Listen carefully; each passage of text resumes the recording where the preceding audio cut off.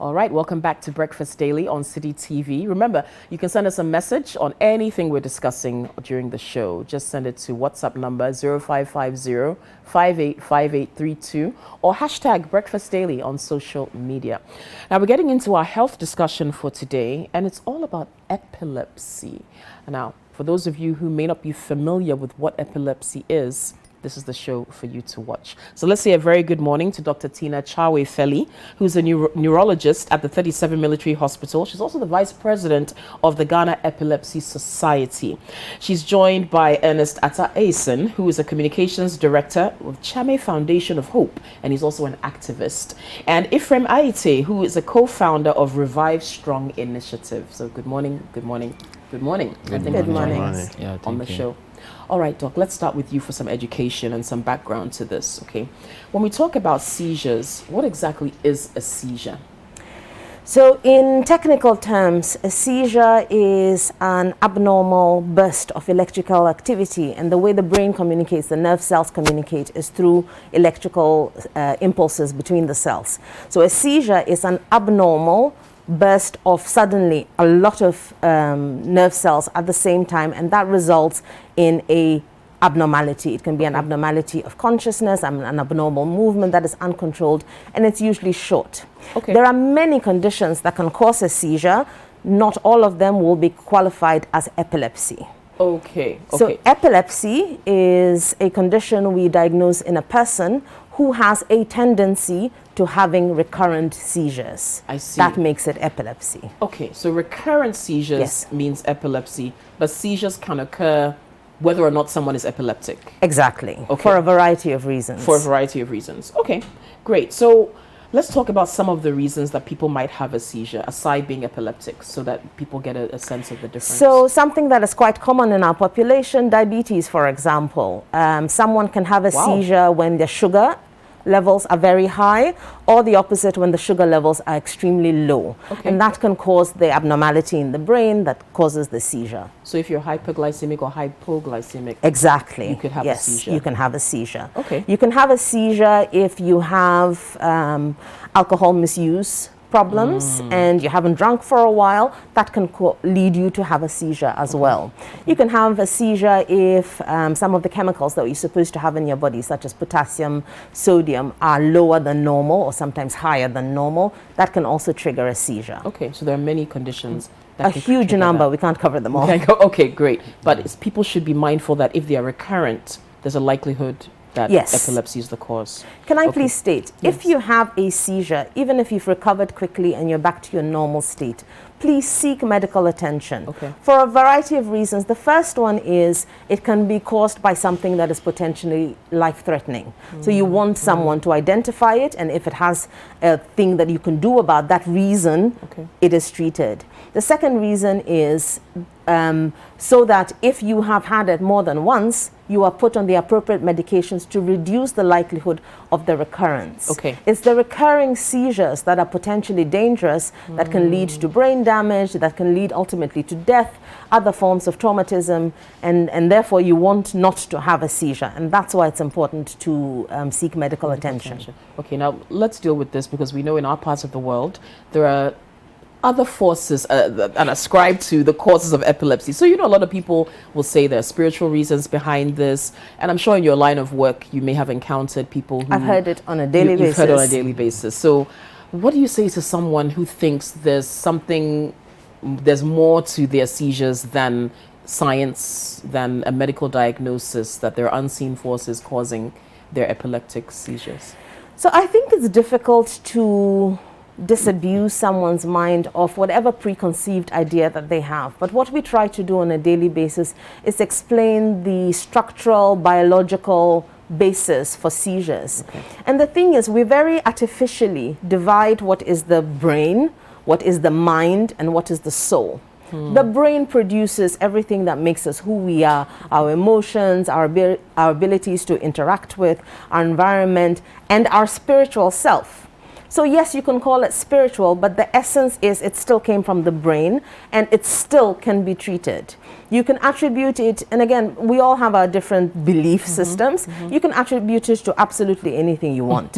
The point is, please still seek medical attention, because there are things that we can do to make it less, because irrespective of what you think else is causing it. Is causing it. Okay. Now, who can get epilepsy? Is it any age, or are there particular people who are prone to getting epilepsy? So in essence, anyone who has a brain, and that's all of us, can have a seizure and is potentially predisposed to epilepsy. Okay. However, the predisposition for having recurrent seizures does tend to be more common in children, and then in young adults, usually from trauma, brain trauma. So riding your motorcycle without a helmet, having repeated brain injuries, that predisposes you again to having more likely tendency to developing seizures. Okay. And then the elderly. And the elderly, again, it's usually because of either a brain tumor or they've had a stroke, and that has left a scar that makes it more likely for them to have a seizure. And some of the diseases that come with old age and dementia also come along with epilepsy. So it's mostly in children. It gets a little less in adulthood, and then slightly rises again, the likelihood of developing epilepsy slightly rises again as you get older. Is epilepsy hereditary, or can it be? Most of it is not. Okay. There are a few rare forms that are hereditary. Okay. But otherwise, generally, it is not a hereditary condition. Okay. So can epilepsy be treated, and can it be cured? It can definitely be treated. Okay. You can reach a stage where you are seizure-free and sometimes even go off your medications. But we hesitate to use the word cure because the predisposition still remains.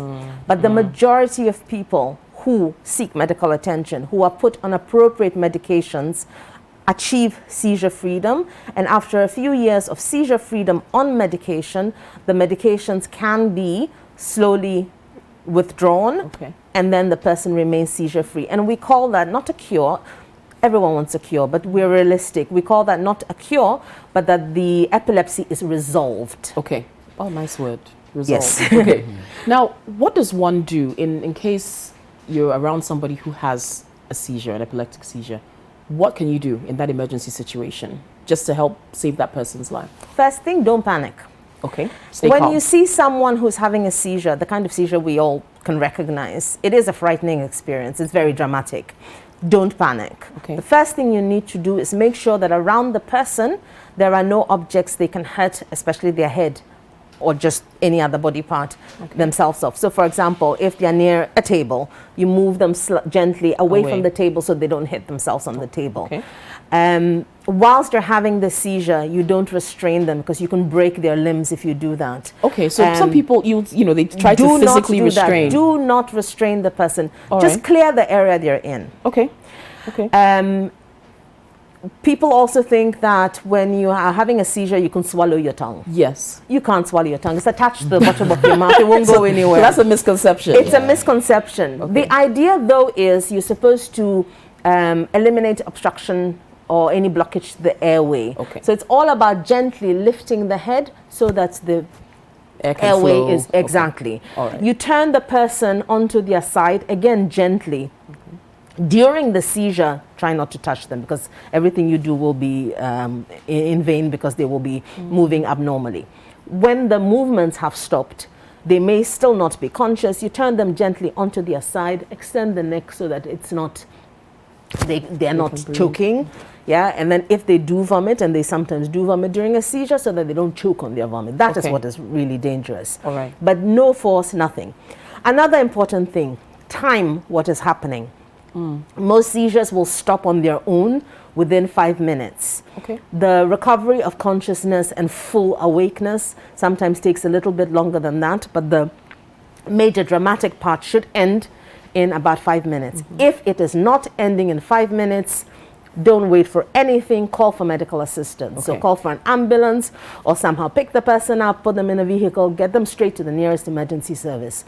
It's the seizure that doesn't stop that is potentially life-threatening, and that's the one we are all afraid of, and that is actually the reason why we treat seizures, because nobody can predict this. It will always stop, but it won't stop.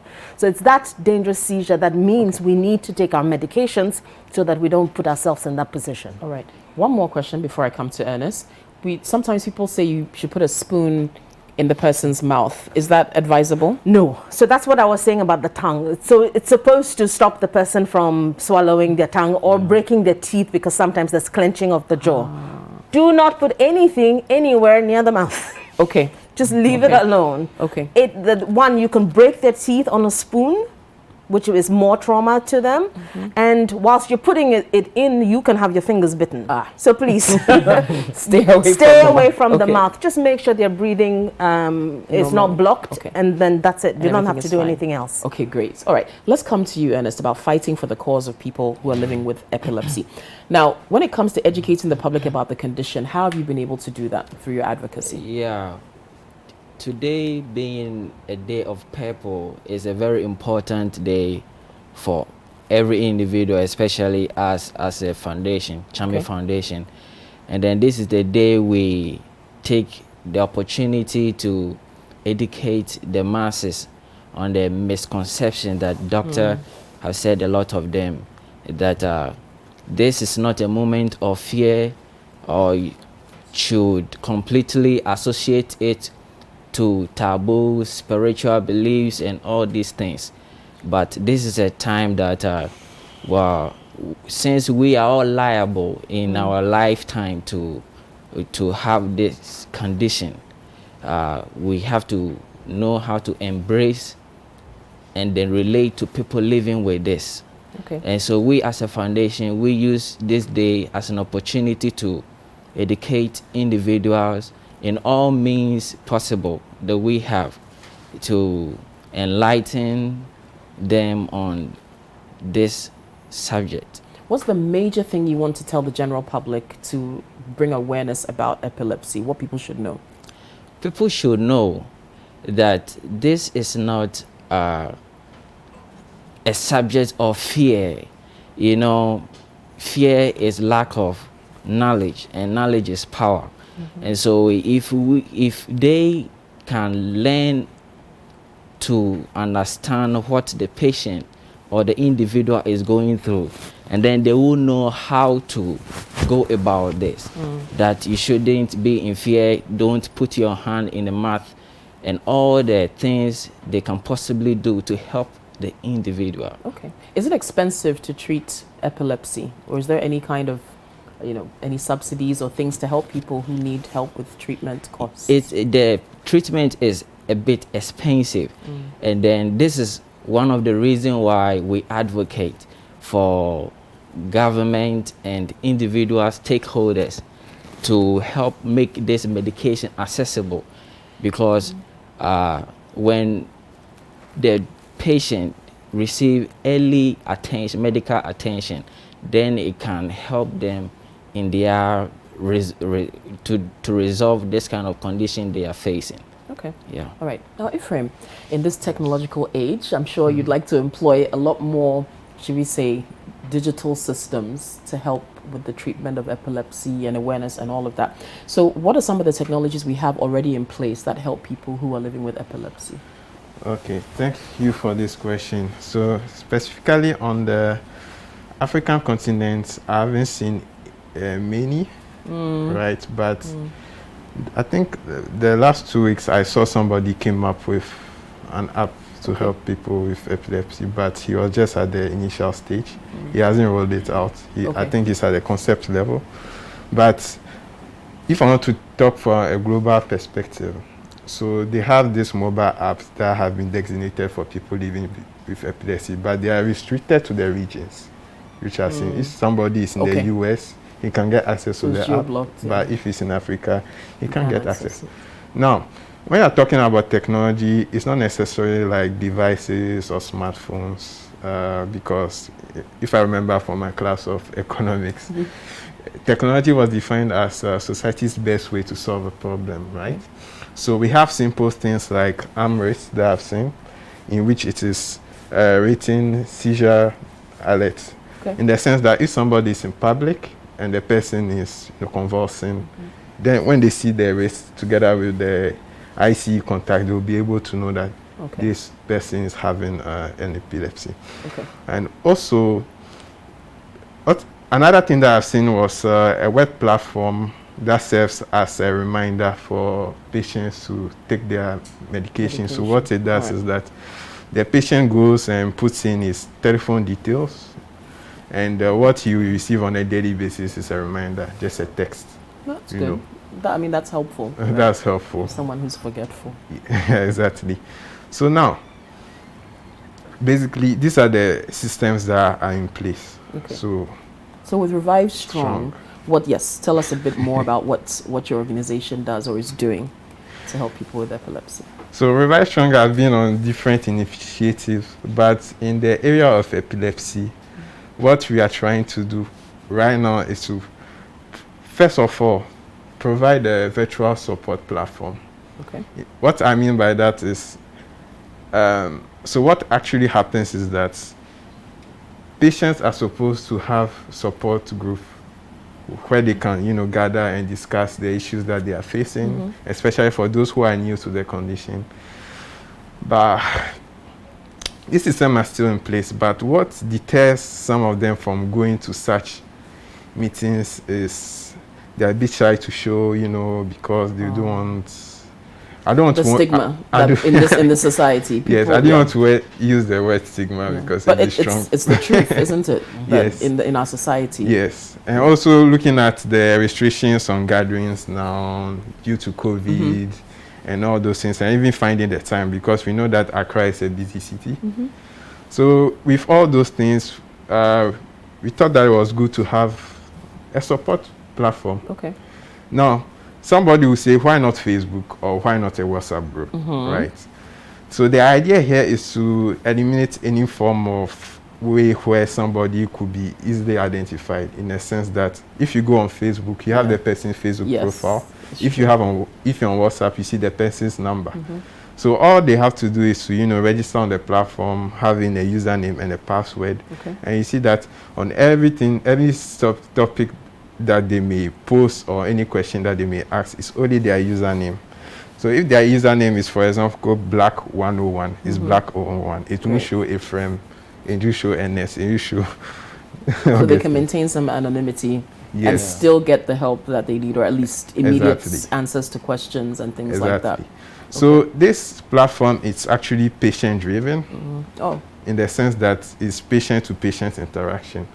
But the plan is to also to have medical doctors on it. Why them? Because we realize that some of the recommendations or even answers that may be put on the platform may not be realistic. Right, you need expert advice, like solid medical advice. Okay, exactly. I think we have a video to show people about this, so let's take a quick look at that.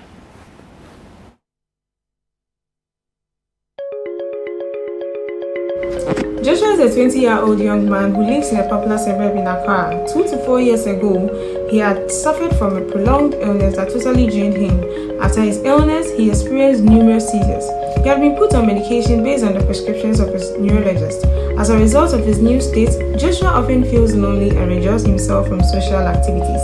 He finds it hard to relate with others as he used when he was seizure-free. He often feels lonely and sometimes depressed. His parents, whom he lives with, also get frustrated because they are concerned about the well-being of their son.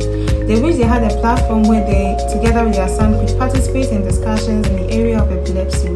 They attempted to join a focus group discussion. Unfortunately, Joshua was most of the time busy because of his work schedule. In addition, he felt a bit shy to show up to such discussions because of the issues related to epilepsy. This mainly was because he had some bad experiences in the past with people who knew nothing about the disease. Joshua's mom, through a friend, heard about a virtual support group through a web platform. The platform functioned like any social media platform such as Facebook, where patients and caretakers could register on it. She was told that she, her husband, and Joshua could register on it for free. They could participate in online discussions by commenting on posts and even creating topics of discussions due to queries they may have made. They were excited by this and registered on the platform in less than a minute through the link to the website www.revivestrong.com. After performing this step, they communicate virtually with other patients and caregivers on the website. They were able to obtain relevant information through the experience shared by others in the platform. After a period of time, Joshua gained his confidence and got rid of anxiety as he was reassured of the support he was able to obtain through the platform. His parents are also delighted as they were able to obtain relevant information necessary to reduce the frequency of his recurring seizures and even cope with the side effects of the drugs he is on. The Revive Strong web app is available online and is totally free for its users. It just takes 2 to 3 minutes to register on the platform. As a patient or a caretaker, you can register to the platform and participate in forum discussions. You have not to worry about stigma or verbal abuse as the platform is monitored on a continuous basis. Sign up today on the website or download our app from the Google Play Store or Amazon App Store. ReviveStrong.com for patients who need help with epilepsy, and it's anonymous. That's the best thing about it. So yesterday was World Epilepsy Day. I've been here with Dr. Chawe Feli, with Ernest, and with Ephraim, and we've been discussing epilepsy in Ghana, the treatments, symptoms, you name it, advocacy, awareness, and solutions for some patients as well. Now, Doc, you wanted to chime in again? Just yes, it's an excellent thing that we have an opportunity such as World Epilepsy Day, where we commemorate the disease. The thing is, unfortunately, epilepsy is associated more than some other diseases with stigma. It comes from the misconceptions that it has a spiritual cause, it's contagious, it is a mental disease. I have to say though, we are religious people generally, Africans, Ghanaians in particular, and I think it is not very considerate. No disease is a curse. No disease you should be ashamed of having that disease. And therefore we shouldn't treat people who have any disease, but especially epilepsy, as something that needs someone who needs to be shunned or treated differently. So on all levels, on community level, in the family, when we're seeking healthcare, each person seeking healthcare deserves the best attention, irrespective of who they are, where they come from, what disease they have. We shouldn't discriminate on the basis of a disease. Just out of curiosity, what are the numbers like in Ghana for people So with epilepsy? it's about the same as it is everywhere else. It's about 1% of the population has epilepsy. That means every 100th person. And it sounds like a lot, but it's not a lot at all. I mean, in terms of, it's not rare. It is the most common neurological disease that we have. Yeah. So 1 in 100 people has epilepsy. More than that have had a seizure before. Wow, like at least one seizure is more than that. But constant seizures. As in epilepsy, the predisposition to having recurrent seizures, it's about 1% of the population. Wow. Okay, good numbers to know, good information. Okay, so we can find out more at revivestrong.com. Yes. Okay. Okay, one thing to add is that... Very quickly. Yes, apart from the forum discussions, there are other features on the app. So you have a medication reminder, you have a seizure tracker, because what we notice is that it's also good to know the details of the occurrence of the seizures. So that when you go to your neurologist, you're able to track, get an idea of how your seizures have been occurring. That will help adjust the medicines as well. Is there any cost associated with using your platform? Free. Totally free. That's Yes. good. Okay, great. Okay, thank you to all of you for joining us this morning. The education is great. We need more of it. So continue your advocacy, your good work, and more technological solutions for people. Okay, you're still watching Breakfast Daily. If you didn't know, now you know. Go to revivestrong.com if you're somebody who's interested in the platform. And as Dr. Chawe Feli said, no need in discriminating against people for something that is not their fault.